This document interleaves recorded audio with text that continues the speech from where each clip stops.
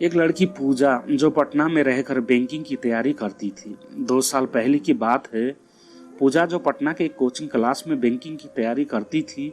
पूजा की coaching class के नीचे एक छोटा सा रेस्टोरेंट था। पूजा और उसकी फ्रेंड अक्सर क्लास के बाद उस रेस्टोरेंट में चाट या छोले भटूरे खाने के लिए जाया करती थी, क्योंकि उस रेस्टोरेंट में चाट और छोले भटूरे काफ़ी फेमस थे। एक दिन पूजा का बर्थडे था, तो पूजा के फ्रेंड्स ने एक प्लान बनाया कि क्लास ख़त्म होने के बाद हम लोग नीचे के रेस्टोरेंट में पूजा का बर्थडे सेलिब्रेट करेंगे। क्लास ख़त्म होने के बाद पूजा के फ्रेंड ने पूजा को नीचे रेस्टोरेंट में बुलाया और पूजा को उसके बर्थडे का सरप्राइज दिया। अब सभी मिलके बर्थडे को सेलिब्रेट करने लगे। उस रेस्टोरेंट के काउंटर पर एक 24 साल का लड़का कैशियर का काम करता था। जब पूजा और उसके फ्रेंड बर्थडे सेलिब्रेट करने के बाद रेस्टोरेंट से बाहर जाने लगे, तब उस लड़के ने पूजा का आवाज़ लगाई। लड़का, मैम ये हमारी तरफ से आपके बर्थडे का छोटा सा गिफ्ट। Puja, thank you.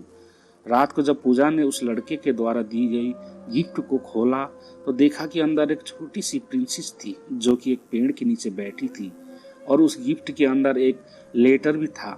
पूजा ने उस लेटर को पढ़ा। उसमें लिखा था, पूजा आप बहुत ही मासूम और प्यारी हो। जब भी आप रेस्टोरेंट में आती हो तो मेरी नज़रें सिर्फ आपके चेहरे को ही देखती रहती है। आपकी मुस्कुराहट को देखकर भी मेरी चेहरे पर एक चमक सी आ जाती है। वैसे मेरा नाम रोहित है। अगले दिन जब पूजा और उसकी फ्रेंड रेस्टोरेंट में आए तो काउंटर पर बैठा रोहित पूजा की तरफ ही देख रहा था, लेकिन पूजा ने अपनी नज़रें झुका ली और अपनी फ्रेंड से बात करने लगी। अब जब भी पूजा रेस्टोरेंट में आती तो रोहित की तरफ एक झलक देखती और फिर उसे इग्नोर करने लगती, और इसी तरह कुछ दिन बीत गए। रोहित पूजा से बात करना चाहता था, लेकिन पूजा की तरफ से कोई जवाब नहीं मिलने के कारण रोहित भी बात करने की हिम्मत जुटा नहीं पा रहा था। एक दिन जब क्लास के बाद पूजा रेस्टोरेंट आती है तो देखती है कि काउंटर पर रोहित की जगह कोई दूसरा लड़का बैठा है। पूजा सोचती है कि शायद रोहित का तबीयत खराब होगा, इसलिए वो आज काम पे नहीं आया।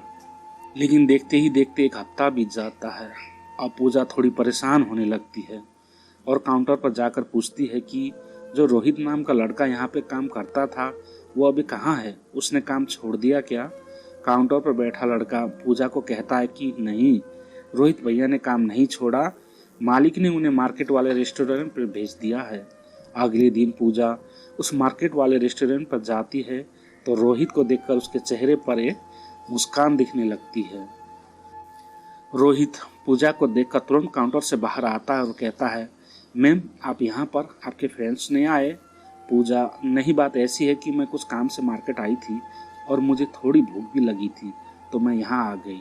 रोहित, अच्छा किया मैम, आप बैठो, मैं आपके लिए कुछ लेके आता हूँ। पूजा, आपका नाम रोहित है ना? रोहित, हाँ।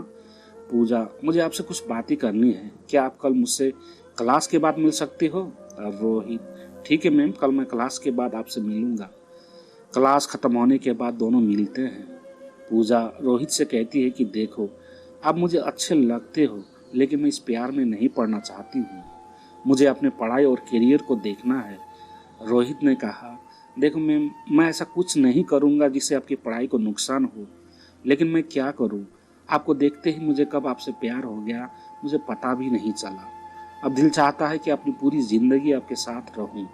पूजा रोहित की बात सुनकर वहां से चली जाती है। रात में पूजा सिर्फ रोहित के बारे में ही सोच रही थी, क्योंकि पूजा के दिल में भी रोहित के लिए प्यार जगने लगा था। अगले दिन शाम में पूजा मार्केट वाले रेस्टोरेंट में जाती है और रोहित को एक लेटर देकर वहां से चली जाती है। रोहित जब उस लेटर को पढ़ता है तो उसमें लिखा रहता है, रोहित, मुझे भी अब तुमसे प्यार होने लगा है। यह पढ़कर रोहित के खुशी का ठिकाना नहीं रहता है। वह उस लेटर को चूमता है और अपनी जेब में रख लेता है। तो इस तरह से पूजा और रोहित की प्यार की शुरुआत होती है।